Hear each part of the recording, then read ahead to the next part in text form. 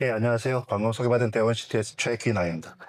여러분은 회사에서 혹은 개인적으로 아마 챗GPT나 클로드 같은 툴을 많이 쓰실 거예요. 업무적으로도 쓰시고, 또 개인적으로도 쓰시고.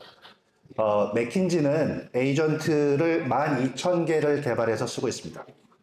그 얘기는 뭐냐면 특정 업무를 담당하는 전문 신입 직원 12,000명을 쓰고 있다는 얘기예요. 그래서 맥킨지가 어떤 사업을 수임해서 컨설팅을 할 때 팀을 짭니다. 그럼 그 팀에는 사람 팀장 한 명하고 에이전트 4개를 씁니다. 그게 한 팀이에요. 근데 우리 보통 컨설팅에서나 여러분이 업무할 때 팀장, 그 다음에 A 업무, B 업무, C 업무, 사람 5명, 6명이 모여서 하잖아요. 맥킨지는 그렇게 하지 않아요. 사람 한 명에 에이전트 4명이 붙습니다. 저도 지금 제가 그 대원 시티 내에서 엔터프라이즈 부문 영업 총괄을 맡고 있지만 본의 아니게 뭐 CTO 비슷한 일을 하다 보니까 지금 제가 여기 오기 전에도 우리 내부적으로 업무용으로 개발할 에이전트에 대한 기능, 특성, 이름 논의를 하다가 왔어요. 저희는 벌써 내부적으로 검색 에이전트 하나를 개발해서 쓰고 있고 추가적으로 커스터머 서비스 에이전트하고 특정 에이전트를 지금 개발 중에 있습니다. 내부 업무용으로 쓰려고 합니다. 그래서 지금 아마 대기업들 포함해서 중소, 중견기업들 다 이 생성형 AI를 우리 업무에 어떻게, 왜 써야 하는지에 대한 고민들을 하고 있고 그런 고민들을 하는 과정에 우리가 레퍼런스로 참조해야 될 그런 기업 중에 하나가 맥킨지라고 보시면 되고 이 맥킨지는 이런 효과들이 분명히 생성형 AI를 도입하는데 분명히 효과가 있을 거라는 얘기를 지금 하고 있습니다. 그런데 제가 이제 기업들을 만나고 다니다 보면 부정적인 얘기를 하시는 분들도 있어요. 굳이 그거를. 근데 저는 이 결과를 좀 약간 부정하고 싶은 게 어차피 해야 되는 일입니다. AI는 혹은 생성형 AI는 이 기술은 우리 기업에 도입을 할까 말까 결정을 해야 되는 기술이 아니고 지금 해야 할지 혹은 내일 해야 할지 문제입니다. 상당히 많은 기업들이 생성형 AI를 도입하고 있고 클라우드 기반에 도입을 하는 것도 있고 온프라미스 형태로 도입하는 경우도 있습니다. 제가 개인적으로 지금 학업도 좀 하고 있는데 AI 도움을 엄청 많이 받습니다. 특히 영어 논문 제가 혼자 이걸 보려면 일주일에 한 편도 못 볼 텐데요. 쉽게 번역해서 하루에 한 편 이상 봅니다. 제 시간을 10시간 걸릴 거를 30분에 만들어주고요. 제가 업무적으로 10시간 걸릴 일을 1시간에 만들어줍니다. 정말 효과가 많습니다. 근데 여러분은 여러분의 기업에서 업무하시면서 얼만큼 쓰고 계시는지는 제가 모르겠어요. 근데 지금 대한민국이 이재명 정부 들어서 대한민국을 AI 3대 강국으로 만들겠다고 엄청난 예산을 쏟아붓고 있습니다. 최근에도 GPU 14,000장 도입했고요. 내년에 GPU 15,000장 또 도입합니다. 그리고 이번 달에 국가 AI 컴퓨팅 사업 2조 5천억짜리가 컨소시엄 공모에 들어갑니다. 나름 엄청난 투자를 하고 있는 건 맞습니다. 근데 이게 3대 강국이 미국이 그다음에 중국이 그다음에 우리를 3위라고 얘기하는데 우리가 3위일까는 좀 퀘스천이긴 합니다. 근데 그럼에도 불구하고 그 파운데이션 모델 가지고 있는 그 나라들이 많지가 않아요. 미국이 한 600여 개가 있고 중국이 한 250여 개가 있고 우리나라에도 소버린 AI 때문에 자체적으로 가지고 있는 파운데이션 모델이 한 20여 개 있습니다. 요즘은 소버린 AI 때문에 월드 베스트 LLM을 만들기 위한 그런 컨소시엄들, 그런 스타트업들과 대기업들의 합종 연행도 벌어지고 있습니다. 제가 처음에 소버린 AI 하정우 수석이 얘기했을 때 우리나라 사이즈에 우리나라 시장 경제에 저 돈을 만들어 들여서 저걸 하면 글로벌하게 팔 수 있는 건가? 한마디로 얘기하면 팔 수 없습니다. 그래서 저는 부정했었거든요. 근데 왜 최근에 하수석의 의견을 제가 잘못 오해했던 게 뭐냐면 미국과 중국이 AI를 강하게 드라이브하면서 밑에 있는 나라들이 쫓아오는데 지금 쫓아오게 내버려 두고 있거든요. 근데 중간에 이 사다리를 끊어버릴 거예요. 이 사다리를 끊어버리면 아무도 앞으로 미래에 미국과 중국을 이길 수 없는 속국이 되버릴 거예요. 근데 이 사다리가 끊기기 전에 우리는 이 앞단에 서야 되는 거예요. 그래서 소버린 AI를 얘기하는 거지, 소버린 AI를 통해서 잘 만든 LLM과 서비스가 만들면 글로벌로 나가서 팔겠다? No. 살기 위해서 하는 거예요. 그래서 저는 수석이 좀 뜻깊은 생각을 하고 있었구나. 그래서 어쨌든 이런 AI 3대 강국으로 가려고 하는 그 기치에 어쨌든 우리도 발을 담그고 있는 겁니다. 당연히 여기에는 한국 안 써 있는데 실질적으로 보면 한국의 상당 부분 이 분야에 앞서 있는 게 맞습니다. 근데 여러분이 이 AI를 하는데 가장 중요한 인프라가 컴퓨팅 인프라잖아요. CPU 많이 들어보셨을 거고, GPU 많이 들어보셨을 거고, 아마 IPU나 NPU나 TPU 같은 건 잘 못 들어보셨을 거예요. 아마 퀀텀 컴퓨팅 때문에 QPU 얘기들 좀 들어보셨을 거고. 그래서 이 하드웨어가 보통 무어의 법칙에 의하면 2년마다 바뀌는 것 같지만 지금은 6개월마다 바뀝니다. 엄청 빠르게 바뀝니다. AI 컴퓨팅 시장의 95%가 엔비디아입니다. AI로 돈 버는 회사는 엔비디아밖에 없습니다. 나머지 다 돈 벌고 있는 것 같지만 못 벌고 있습니다.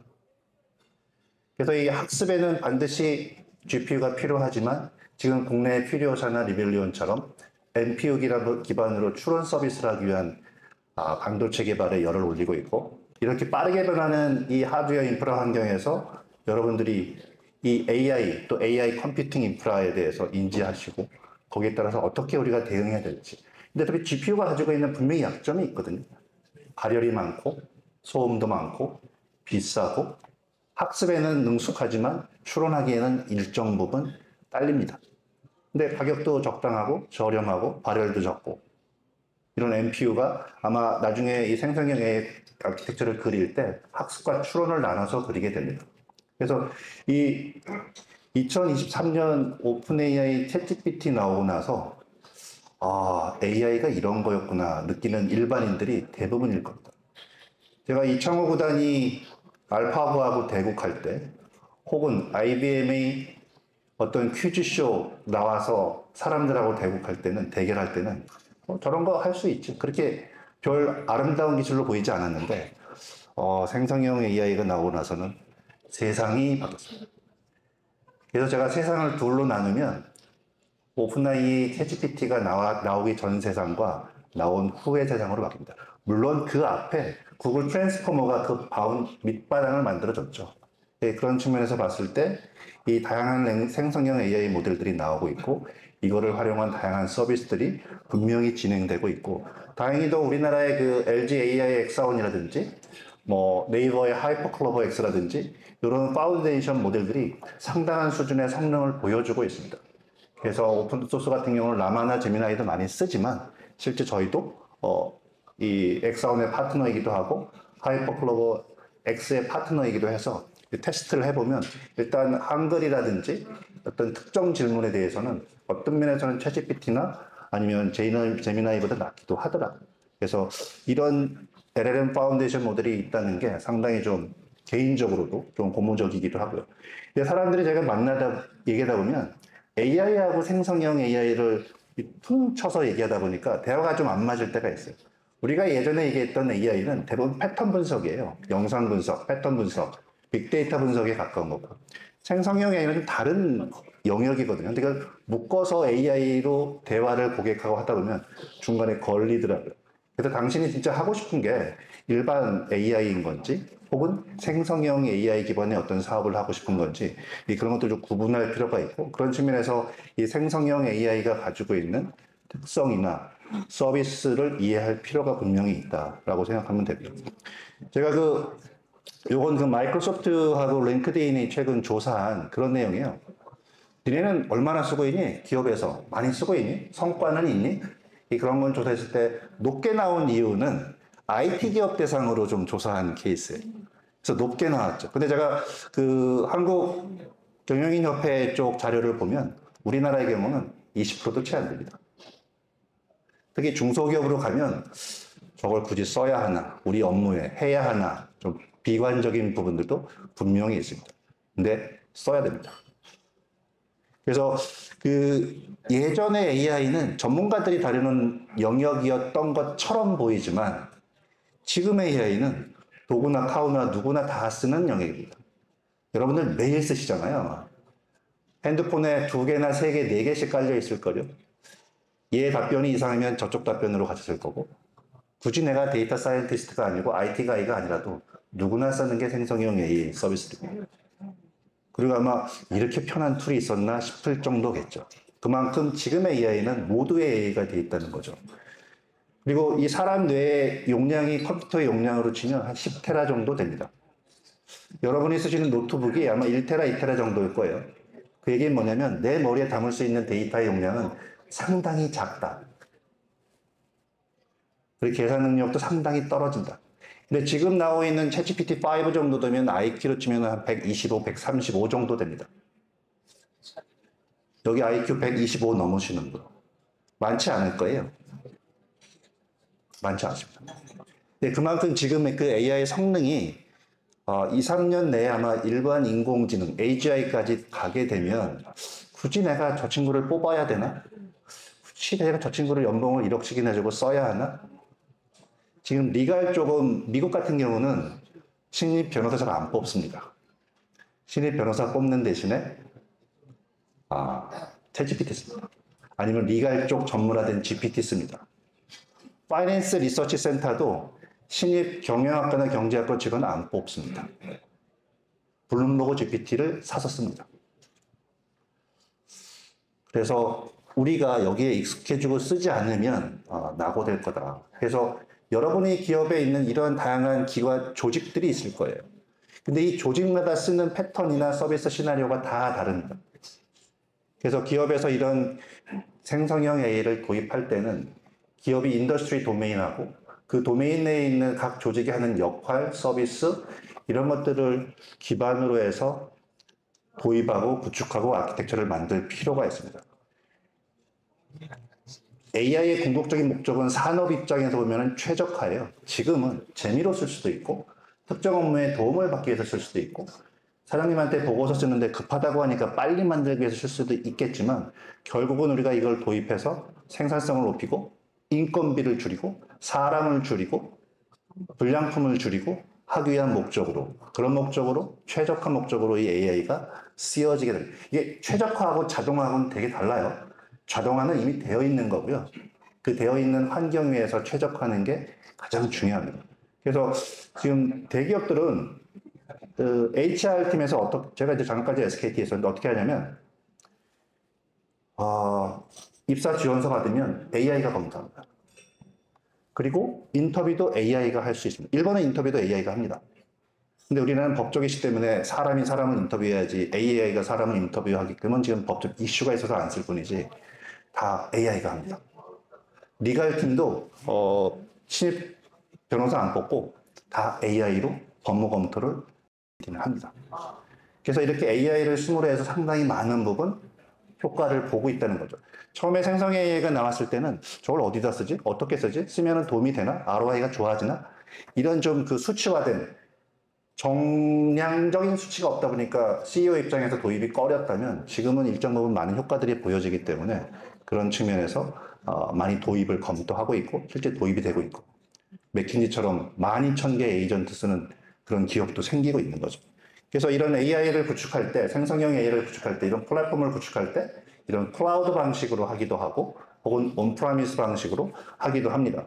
근데 대부분 기업들은 내부 기업 데이터에 대한 보안 이슈 때문에 또 내부 기업 데이터를 학습시키거나 벡터DB에 임베딩하거나 아니면 파인 튜닝 해야 되기 때문에 온프라미스 자체의 구축을 많이 하고 있고요. 그런 과정에 이런 그 서비스를 하고 있는 GPU 클러스터 인프라가 굉장히 중요합니다. 그래서 미국 같은 경우 새롭게 나온 신조어가 이제 네오 클라우드입니다. 기존에 있는 AWS나 구글이나 MS 애저가 아닌 GPU 애저 서비스를 전문적으로 하는 그런 서비스 프로바이더, 그건 네오 클라우드라고 합니다. 그래서 여기 보면 람다나 코어웨이브 같은 새로운 그 기업들이 굉장히 각광을 받고 있고 있습니다. 그래서 이러한 생성형 AI를 구축하는데 수많은 기술과 스택이 필요합니다. 뭐 제가 일일이 다 설명드릴 건 아니고 그 얘기는 뭐냐면 복잡하다는 겁니다. 기존의 기업에서 쓰는 ERP나 CRM이나 병원에서 쓰는 HIS나 학교에서 쓰는 학사정보 시스템이나 아니면 뭐 기업의 MES나 스카다 그런 류가 아니고요. 지금의 기업에서는 ERP가 중심에 있지만 아마 4년, 5년 내에 기업에 중심하는 AI 플랫폼이 있고 그 가장자리에 ERP, CRM들이 붙어 있을 거예요. 그 일은 벌써 벌어지고 있고요. 예, 그런 측면에서 이런 복잡한 아키텍처더라도 도입이 필요할 거고 저희 같은 경우는 이런 생성형 AI 플랫폼을 구축하는 과정에 있어서의 플랫폼, 그 위에 올라가는 LLM이나 LLM 옵스 같은 이런 것들을 구축해주는 그런 업무들을 하고 있고 그런 과정에 다양한 서버, GPU 서버나 네트워킹, 클러스터링 같은 솔루션들을 보유하고 있어서 여러분들이 향후에 이런 인프라를 구축해야 된다면 저희와 함께 하기를 기대하고요. 크랜베리 같은 경우는 이제 사운드 기반의 AI를 하는 거고 또 여기 이노덱 같은 경우는 비디오 기반의 AI를 하는 거고 또 일반적으로 나와 있는 생성형 AI 플랫폼들이 많이 나와 있으니까 사람이 기존에 센싱했던 이목구비 가지고 센싱했던 그런 모든 것들을 디바이스로 바꿔서 융합하고 플랫폼화해서 도시의 안전을 강화할 수 있는 그런 사업들도 해보면 좋겠다는 생각을 했었고요. 어쨌든 제가 여러분 당 떨어지고 배고픈데 길게 얘기해서 죄송스럽고 하여튼 식사 맛있게 하시고 2부 연주 잘 들으셨으면 좋겠습니다. 고맙습니다.